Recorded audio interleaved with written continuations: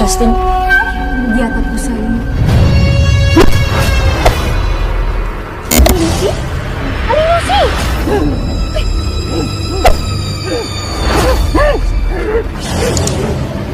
Aling Lucy!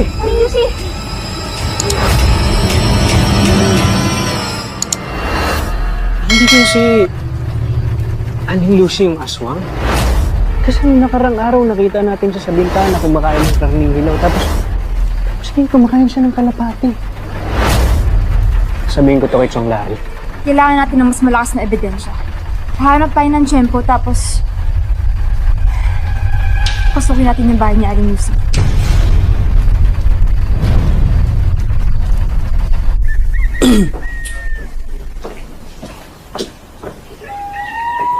Desa?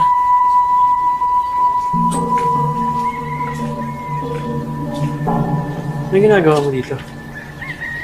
maliligo ako sa Batis. Nakita kita kaya lumapit ako. Alam kong iniisip mo pa yung habi ko sa'yo.